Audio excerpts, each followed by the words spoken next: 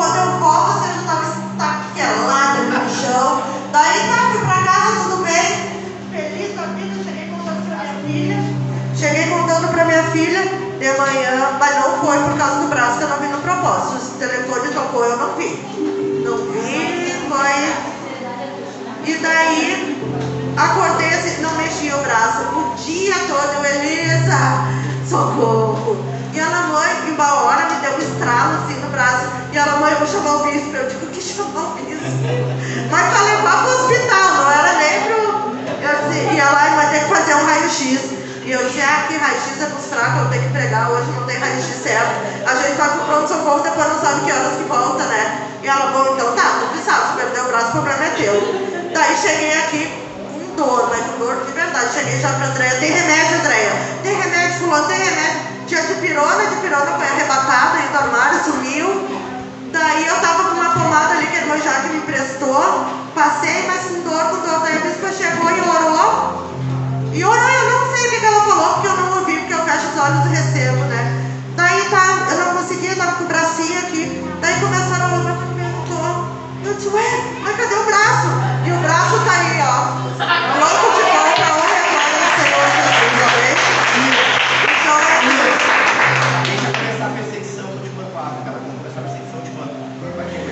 Amém, se assim Deus quiser, vamos lá. Acabou sim, vamos embora, não tem essa.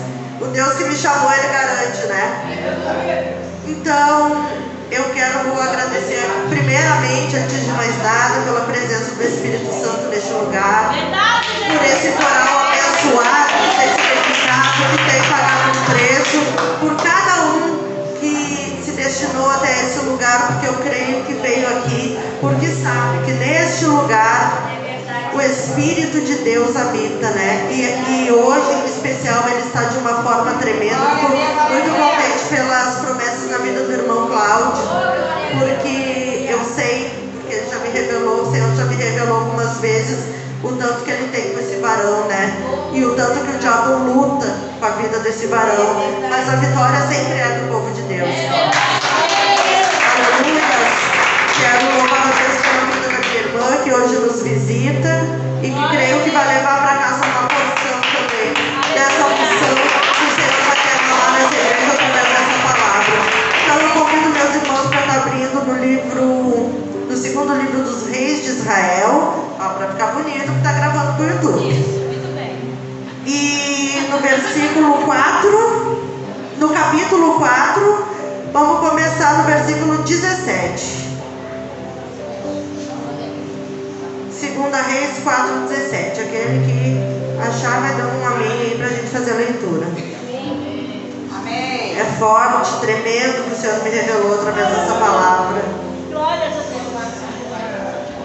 Amém, igreja? Acharam? Amém. Diz assim a palavra do Senhor.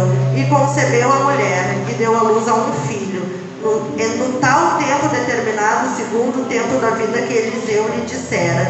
E crescendo o filho, sucedeu que um dia saiu para seu pai, que estava com os segadores, e disse a seu pai: ai a minha cabeça, ai a minha cabeça. Então disse ao moço: leva-o a sua mãe. E ele tomou e levou a sua mãe, e esteve sobre os seus joelhos até o meio-dia, e morreu.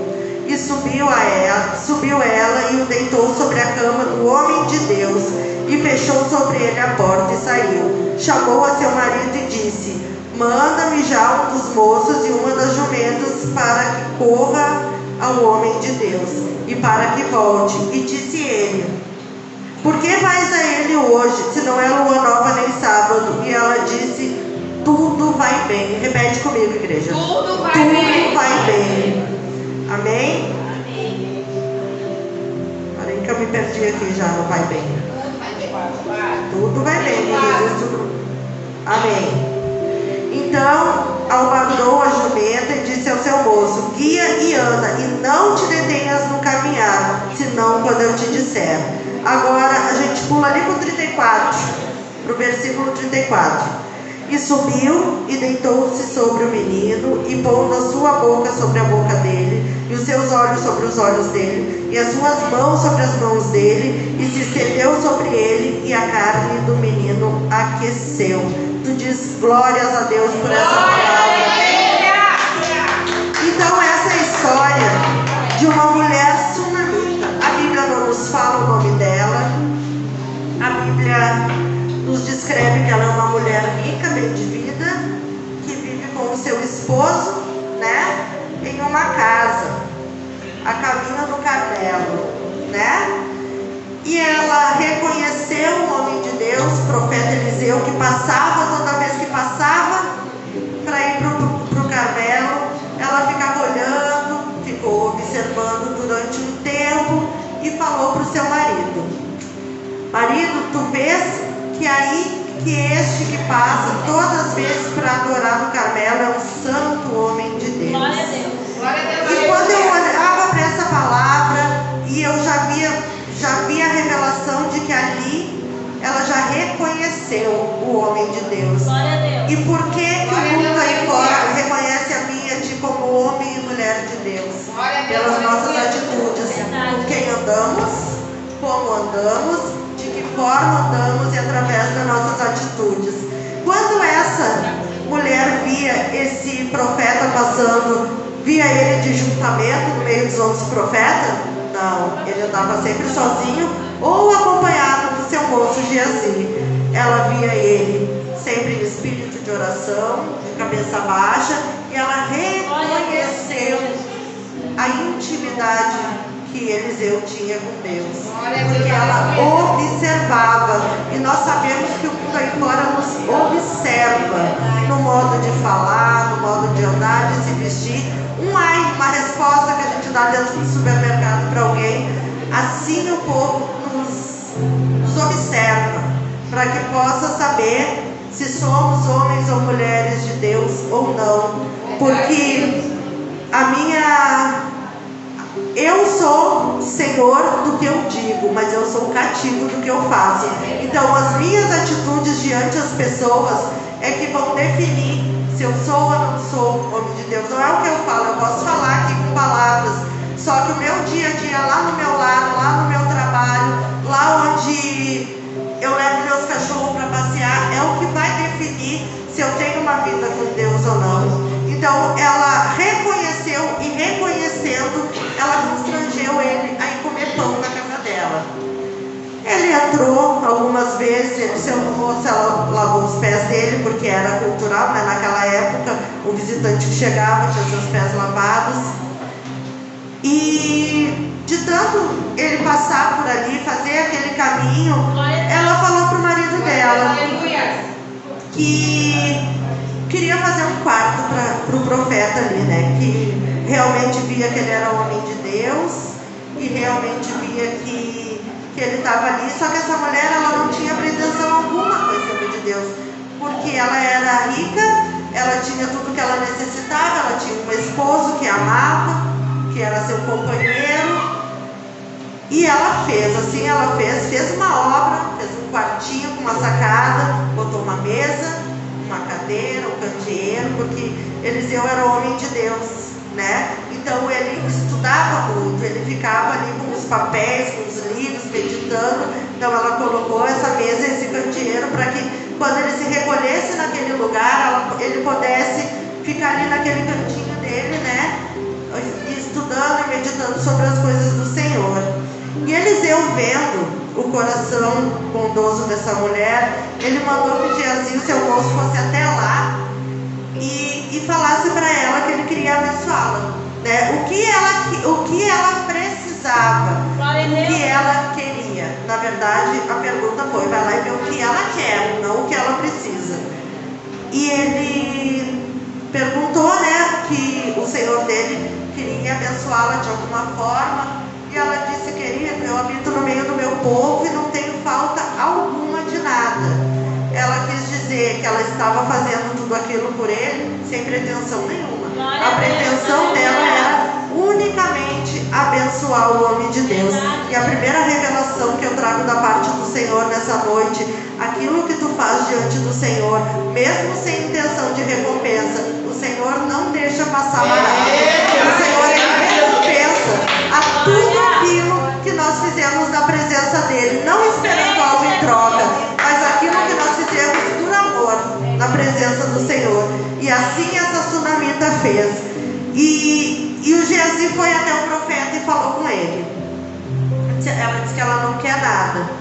E o profeta, como homem de Deus, disse assim: então tu volta lá e fala para ela que ela vai conceber um filho. Daí quando Geazi chegou lá, falou para ela disse: não mintas a tua serva, homem de Deus. Por que ela disse isso? Porque ela já não acreditava mais nessa promessa. Ela já era uma mulher de idade, ela já não era mais jovem. Humanamente falando, ela não poderia mais conceber, né? O seu esposo já era velho também. Só que Eliseu deu um prazo para ela. E nesse prazo ela concebeu e deu à luz a um filho. Então, a falta de fé dela atrapalhou a promessa de se cumprir na vida dela? Não, a falta de fé não atrapalhou. Sabe por quê? Porque uma vez lançada uma palavra sobre mim e sobre a tua vida, o Senhor, Ele vai cumprir. E isso não depende da nossa fé. Se o Senhor falou, nenhuma palavra vai cair por terra. E essa noite, o Senhor trouxe pessoas aqui para dizer: a promessa continua de pé. Aquilo que Ele te prometeu, embora pareça que não vai mais se cumprir, vai se cumprir na tua vida. E o Senhor nessa noite, aleluia, glórias a Deus, o Senhor nessa noite, Ele refaz promessas para aquele que uma vez sem fé, uma vez pela demora, acha que o Senhor não vai fazer, Ele vai fazer. E assim aconteceu. E ela concebeu. E ela viveu por 12 anos com esse menino. 12 anos de alegria, 12 anos de felicidade. E o Senhor me traz um testemunho. E eu vou falar exatamente assim como o Senhor Ele está me induzindo. Eu tinha uma promessa sobre a minha vida de pregar a palavra do Senhor, de fazer lições. E eu tinha um vício que era muito mais forte que eu e me dominava, que era o vício do cigarro. E eu tinha essa promessa, só que lá no meu coração, às vezes eu duvidava: será que eu vou conseguir parar de fumar? E eu chorava as pitangas e não conseguia. E determinava no meu coração: agora eu vou parar, porque eu vou fazer a obra. E daqui a pouco passava um mês, 6 meses, 8 meses, já fiquei 1 ano sem fumar. Daqui a pouco voltava de novo. E aí como que eu me sentia? Me sentia suja, daí a acusação do diabo vinha. Olha aí, minha filha, como é que tu acha que as promessas de Deus vão se cumprir na tua vida? Se tu não consegue nem largar o cigarro. E aí eu continuava, baixava a cabecinha mais uma vez, e tentava de novo, e caía de novo, e tentava de novo, e caía de novo. Daí eu ficava com vergonha das pessoas, dizia: ah, tu já parou de fumar? Parei. Quem não fuma sabe que quem fuma, porque quem não fuma sente cheiro de cigarro lá na esquina, né? Então, tu tá se iludindo a ti mesmo, tu tá te enganando a ti mesmo. E aí foi passando o tempo, e assim foram 3 anos eu dentro da igreja. Meu coração ardia pela obra do Senhor, e eu queria fazer tudo da igreja. Daí quando eu cheguei no Bálsamo, aliás, eu nem cheguei no Bálsamo, o Bálsamo chegou em mim lá na Casa Irmã Santa, e eu tô achando ali que eu tô por cima da carne seca, tô ali. Daí foram orar pra uma amiga minha, né? Ah, já falei o nome. Tá, pois é, então é isso. Daí foram orar, eu disse: ah, coitadinha da minha amiguinha Sandrinha, tá mal, tá precisando de uma ajuda. Daí o bispo e a bispa era pastor ainda, era missionário. Era pastor, já era pastor. Era missionário ainda. Chegaram lá, oraram por ela, caiu ela endemoniada para um lado e eu pro outro. Daí eu falei assim, eu disse: ah, ô pastor, assim, ó, na verdade eu não consigo parar de fumar, tá uma luta, e eu tô lá na outra igreja, assim, sabe? E ele disse: bom, então tu tem que tomar uma decisão, né? O que tu quer? Daí ele disse pra mim vir no culto. Daí eu não vim porque o outro pastor, só que daí já fazia. Tá, daí o outro pastor, eu pensei, né? Ah, vai vir falar comigo, tá? Ele foi e falou comigo. Só que daí eu fiquei 8 cultos sem ir, e ninguém me ligou, ninguém me chamou, nem nada. E eu disse: bom. Daí Deus levou o bispo lá em casa, ele e o irmão João, e disse assim, daí ele orou por mim. Ele disse assim: ó, Deus me trouxe aqui e falou que não é para mim insistir, que é a última vez para mim vir aqui, para a gente tomar uma decisão. Isso era uma terça-feira. E ele disse: de noite eu quero tu lá na oração. E eu peguei e pensei assim: bom, ferrada eu já tô, né? Então Daí fui com os cabelos desse tamanho, os tênisão desse tamanho, um abrigão caindo lá nos pés, e fui para oração. Daí começou a luta. Era toda a oração, eu manifestava, levantava as cadeiras, quebrava os obreiros a pau, aquela coisa toda, e sempre a mesma coisa. Daí chegou um momento que eu mesmo comecei a achar que eu não ia mais me libertar. A gente falando assim hoje, sabendo da vitória, é fácil, mas na hora que tu tá ali e que eu chorava, eu dizia: Deus, eu não aguento mais passar vergonha, manifestar, eu não aguento mais por quê? Porque existia a porta aberta, que era o cigarro na minha vida. Daí um dia, esse Deus maravilhoso, esse Deus misericordioso, que sonda os nossos corações e age com cada um exatamente do jeito que precisa agir, porque Ele sabe como Ele vai te ganhar e Ele sabe como Ele vai te perder. Ele não quer perder ninguém. O Senhor, Ele quer todos na presença dEle. Daí teve um culto, daí o bispo começou a deixar eu na porta, né? E eu bem empolgada, tipo, tô na porta. Só que ele sabia que eu fumava e ele ficava atrás de mim, intercedendo o tempo inteiro. Então, quer dizer, ele ficava na porta, né? Mas eu ali, eu bem empolgada. Daí ele começou mandando, por isso que eu digo a importância de às vezes a gente incentivar uma pessoa. Uma palavra mal dada para uma pessoa mata a fé. Verdade. E uma palavra de incentivo às vezes vira assim, ó, a gente vira um foguete, sabe? Se anima na presença de Deus. Ó, Letícia, tu faz assim, tu anota pra mim todos os dias, todos os cultos, eu quero que tu anote quantas pessoas tem de pé, quantas pessoas tem sentado e quem é os trabalhadores que estão na porta. E eu tá. Aí todo dia eu já chegava assim, ia direto fazer isso, já contava, anotava ali. Daí quando chegou, passou um mês, eu disse: ô bispo, e ele já tinha nem esquecido que tinha mandado eu fazer isso. Ó bispo, olha só, eu tenho todas as anotações aqui que tu mandou eu fazer, tudo. Ele: que bom que tu fez então. Daí ele disse: então tu vai começar a fazer um estágio para ser obreira, tá? E eu: então tá. Daí comecei na obra, fui indo, clamando e jejuando, fazia propósito de jejum e oração, assim ó, de 12 horas por dia, e fazia, e eu dizia, e eu chorava um dia, eu disse pra minha filha Elisa: eu não vou conseguir parar, eu não aguento mais, eu faço propósito. E ela dizia: claro que tu vai, mãe. Tu acha que Deus vai deixar tu continuar assim? Lógico que tu vai. Por mais difícil que pareça, continua tentando, né? Que tu vai conseguir. Eu: isso aí. E continuei. Um belo dia, teve um culto que veio um pregador de fora da praia, lá de magistério, pastor Jair. Daí, o culto foi uma glória, não sei o quê. Só que nesse meio tempo, Deus usou o bispo, que olha, que o bispo geralmente não é usado para isso. Ó, Deus manda te dizer que tu tem que largar o cigarro. Daí como que eu saí? Murcha. Daí eu não conseguia, eu ficava tão triste. Daí, o pastor Jair foi aquele culto, aquela glória. Ele é um homem muito usado, né, na palavra. Daqui a pouco ele me chama num canto, ainda bem, glória a Deus, que não foi na frente de todo mundo. Vem cá, irmã, Deus está me mandando eu te entregar algo. Eu disse: amém. É uma coisa boa, né? Ele diz assim, ó: é o cigarro a minha obra. E se porventura te passar na cabeça escolher o cigarro, eu vou tocar a mão, eu vou botar, a minha mão vai pesar um dos teus.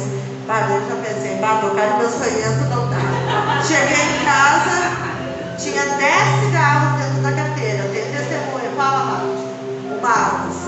Tinha 10 cigarros dentro da carteira de cigarro. Eu sentei na mesa da cozinha, eu acendi os 10, um no outro, já estava saindo fumaça para os ouvidos, assim, ó. Não dava mais. E o meu filho dizia: mãe, tu vai te matar. Isso, ele vai te matar. Eu digo: olha, se eu não me matei com coisa pior, não vai ser agora. E olha que eu vou fumar esses 10, eu vou fumar mais. E eles: não, depois tu vai querer que a gente vá lá no posto de madrugada buscar cigarro, então vocês vão ver. Até o dia de hoje eu não coloquei o cigarro. Porque o Senhor sabe. E aplaude mesmo, porque olha, foi uma luta que, olha, só Deus e quem participou sabe a luta que foi. E eu cheguei, e eu fumei esses 10 cigarros até o dia de hoje, eu não botei mais um cigarro na boca. Claro que eu não digo assim, né? Não me enche da razão, nunca mais. Ó, eu vivo pela misericórdia de Deus. Eu falo para eles: olha, eu nunca digo dessa água não beberei. Eu só digo assim, ó, eu conto com a misericórdia, com a graça e com o favor. Eu não sou nada e a gente está sujeito a cair a qualquer minuto. Isso não é eu, é qualquer um de nós. Mas o que eu quero dizer com esse testemunho, tem coisas na vida da gente que realmente são muito difíceis. Muito difíceis. Tem coisas que passam além das forças da gente, que são maiores que nós. Só que essas coisas que são maiores que nós, elas não são maiores que o Deus que nós servimos. Elas não são maiores que esse Deus que pode fazer infinitamente mais do que pedimos ou pensamos. E quando a gente pensar em desistir, a nossa primeira reação tem que ser continuar. Porque de uma forma ou de outra, talvez nós não conhecemos o agir do Senhor. Com a Aline já foi diferente. Deus já esculhambou ela na frente da igreja todinha mesmo, que ela se obrigou a parar porque não tinha mais o que fazer.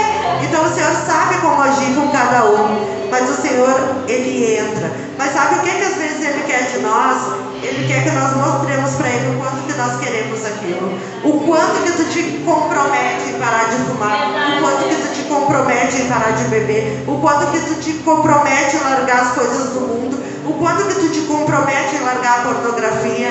O Senhor, Ele quer ver o tanto que tu te compromete por amor a Ele.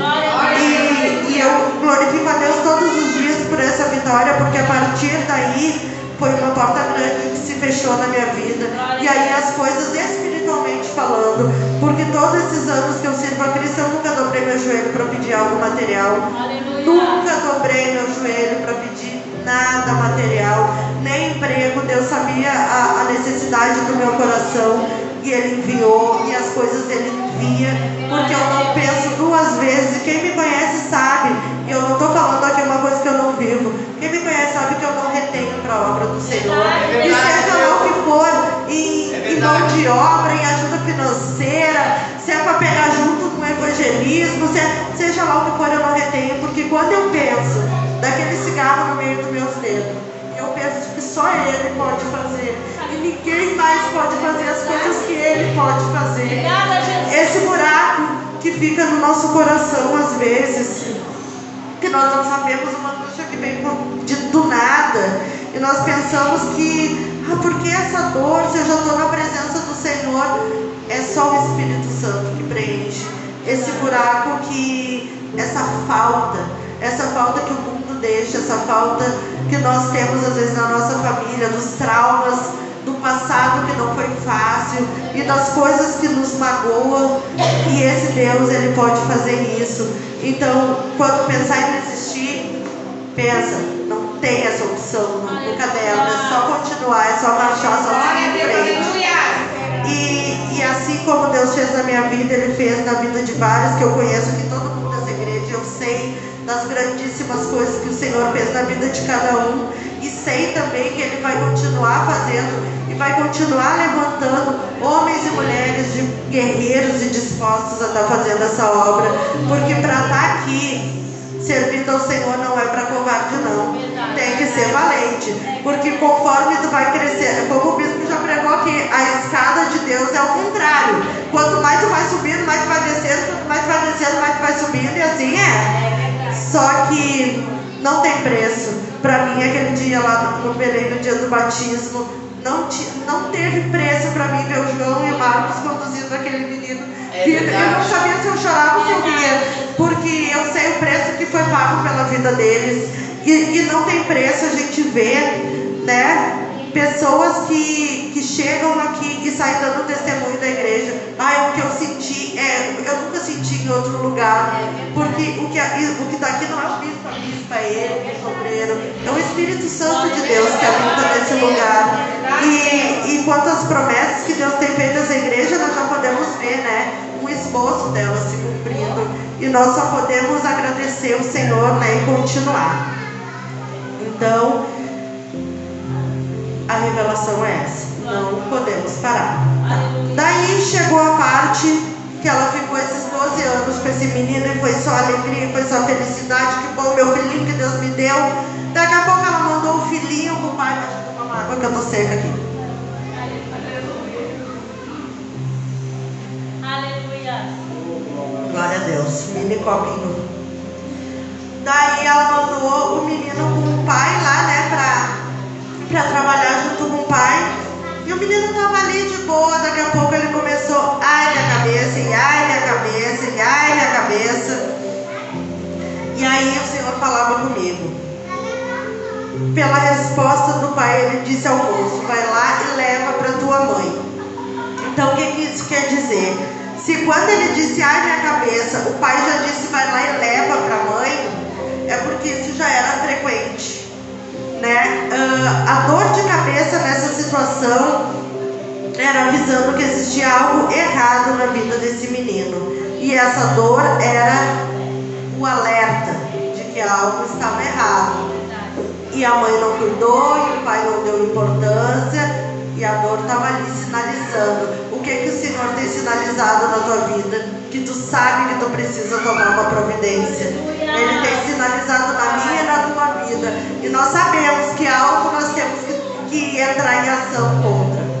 E aí, o moço levou o menino, que já tinha se queixado de dor de cabeça, e a palavra me diz que ela esteve sobre os joelhos dessa mãe até o meio-dia. E depois disso, morreu. O que tem estado no teu joelho? O teu marido, o teu filho, o teu casamento, o teu ministério. O que tem estado sobre o teu joelho? Só que chega um momento, e eu vejo claramente nessa palavra que me diz, ele esteve sobre os joelhos até o meio-dia e depois morreu. O que essa mãe fez? Tem coisas na nossa vida que se nós não entrarmos em ação, vai morrer. Ficar só no joelho, morre. Tem coisas que nós precisamos tomar uma atitude, dar um passo de fé. Ficar sobre o joelho, sim, aplaude, sim, porque é forte. Tem coisas que não dá para ficar sobre o joelho por muito tempo, porque vai chegar uma hora que vai morrer. Então, quando chegou nesse ápice, que essa mãe viu que o filho foi, morreu, o que ela fez? Ela procurou quem? Ela foi para a rede social chorar as pitangas, chorar as misérias. Ela ligou para a amiga: amiga, meu filho morreu, amiga. Não, ela foi atrás daquele que tinha feito a promessa para ela. Ela foi atrás de quem podia fazer. E ela pegou e ela disse pro moço: pega o embalo e vai, não olha para trás e não para. E daí, chegando lá no Carmelo simboliza o Senhor nessa reflexão, né? Quando a coisa aperta, quem nós procuramos, né? Eu creio que todos nós aqui procuramos ao Senhor, mas o Senhor fala: quando a coisa enfeiar, não procura quem não pode fazer. Não gasta energia com o que não vai restaurar a tua vida. Não fala palavras vãs para quem não pode fazer nada por ti. Vai onde tu sabe que tem a solução. E o moço trouxe o menino, ela deixou o menino morto. Pensa comigo, teu filho morreu, tu deixa o teu filho morto em cima da cama e vai atrás do Eliseu. E aí no caminho, o pai pergunta, né, mas por que tu tá indo? Não é lua nova, não é? Tudo vai bem. Olha a confiança. Será que eu e tu temos essa confiança de estar o nosso sonho morto ali, a gente dizer que tudo vai bem? E ela pegou e ela deixa esse ensinamento para nós, que nós temos que ter essa fé, essa certeza, essa convicção de que nós precisamos procurar quem pode fazer por nós. Aleluia! Então ela vai atrás de Eliseu e traz Eliseu, porque ele queria só mandar o Geazi. Ele disse: não, mas viva o Senhor, como eu não deixo tu ir. E ela colou no homem que nem um carrapato e ele foi, né? E Geazi tentou ressuscitá-lo e não adiantou, né? E ele pôs o bordão do profeta sobre o menino. Tem coisas que ninguém vai poder fazer por ti, como aquilo que nós estávamos falando. Chega um momento que é tu e Deus, e ninguém vai poder fazer, porque quando Deus ele quer tratar com alguém, é só ele não precisa de ninguém para fazer isso. Então não deu certo, e a mãe olhando ali, já não deu certo a história do bordão, ela perdeu a esperança. Não, tu vai ressuscitar meu filho, sabe por quê? Porque eu não te pedi nada, tu me ofereceu a bênção, eu não te pedi, porque ela já não acreditava mais na bênção. E Deus deu. Então, já que Deus deu a bênção, ela não aceitava perder aquele menino. E ela falou para Eliseu que não ia aceitar. Então Eliseu foi lá, né? E colocou, né, o olho sobre o olho, colocou a mão sobre a mão, e o menino ressuscitou. Glória a Deus, aleluia. E naquele momento que esse menino ressuscitou, essa mãe, ela teve a certeza de que todo momento ela estava fazendo a coisa certa, buscando no lugar certo. E por mais que no momento que o menino morreu, ficou lá mortão em cima da cama, ela sabia onde recorrer. E a fé do coração dela não esmoreceu que ela ia ver o filho dela de pé novamente. Porque ela sabia que quando uma palavra sai da boca de Deus, ela não cai por terra, de maneira nenhuma. Mesmo que muitas vezes olhando com os olhos carnais, nós possamos pensar que não vai ser possível. Tu olha para o teu filho ali na droga, tu pensa, não vai ser possível, mas Deus está fazendo. Tu olha para o teu marido ali na cachaça, no goró, no trago, não vai ser possível. Tu olha para um familiar teu preso, encarcerado atrás das grades, tu diz, não vai ser possível. Tu olha para tua filha que não quer nada com nada, pro teu filho que não quer nada com nada, e diz, não vai ser possível. Mas o Deus que está sobre a tua vida se responsabiliza por aquilo que é teu. Ele se responsabiliza por aquilo que Ele falou que ia fazer na tua vida. E a promessa dele sempre vai se estender por amor a ti. Porque o preço que tu paga diante do Senhor e a fé que tu tem vai alcançar teu filho, vai alcançar teu marido, vai alcançar tua família, vai alcançar todos aqueles que recebem, porque isso é profético nessa noite. O Senhor está derramando bênçãos nesse lugar. Ele está revigorando as forças do cansado. Ele está nessa noite dizendo, as minhas palavras e as minhas promessas não vão ser em vão. E Ele vai cumprir todas na vida da igreja. Porque uma vez Ele proferindo uma palavra sobre a vida de alguém, essa palavra vai se cumprir. Mesmo que tu não acredite, ela vai se cumprir igual. Mesmo que tu tenha desistido, não quero mais. Se Ele falou, vai acontecer. E se tu não quer mais essa bênção que tu tanto pediu, essa promessa, é porque tu não acredita mais. Porque lá no fundo tu quer sim. Lá no fundo tu quer ter tua família restaurada. Lá no fundo tu quer ter um varão. Lá no fundo tu quer ter uma esposa. Lá no fundo tu quer servir a Deus. Lá no fundo tu quer pregar a palavra. Lá no fundo tu quer cantar pro Senhor. Lá no fundo tu quer que o teu ministério ande. Mas se tu tem essa vontade e se tu tem a certeza de que um dia Deus falou contigo de alguma maneira e te prometeu de alguma maneira, Ele se responsabiliza. E essa mulher, ela teve essa fé e ela era uma mulher que não se detinha, não se deteve em nenhum momento na obra. Ela não se deteve em abençoar o homem de Deus. Ela não sabia quem ele era. Só que só uma pessoa que tem o Espírito Santo pode reconhecer o Espírito Santo na outra pessoa. Porque conforme ela reconheceu que Eliseu era um homem de Deus, porque ela também era uma mulher de Deus, ela tinha essa bondade no coração dela. E por muitas vezes ela deve ter desejado ter um filho. Por muitas vezes ela deve ter clamado ao Senhor. Então essa promessa não aconteceu, ela deixou quieto. Ela deixou, e quando o Geazi falou para ela que Eliseu tinha falado que ela ia conceber e ia dar luz a um filho, ela não quis mais acreditar nisso para evitar sofrimento, porque ela já quis tanto que naquele momento ela já não queria mais, mas ela não queria mais não ter o filho, ela não queria mais sofrer por esperar e aquele momento não chegar. Só que, como nós podemos ver nessa palavra, esse momento chegou ou não chegou? Chegou. Ela concebeu o filho ou não concebeu? O filho não, ela não teve 12 anos com o menino não morreu, o menino não ressuscitou, e a as promessas que o Senhor fez sobre a vida dela, sobre a casa dela, se cumpriram. E assim vai ser na minha vida e na tua vida.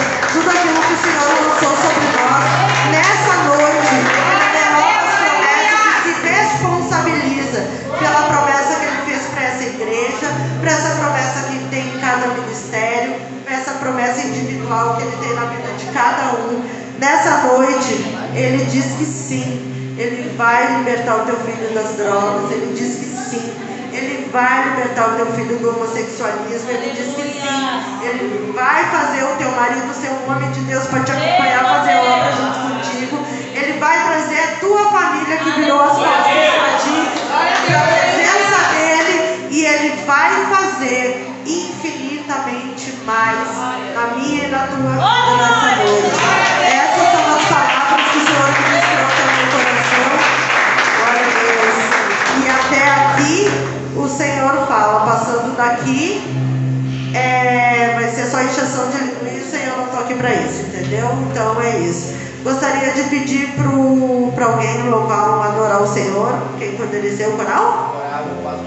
O coral, adorar o Senhor com essa canção. E eu agradeço imensamente a oportunidade em nome de Jesus.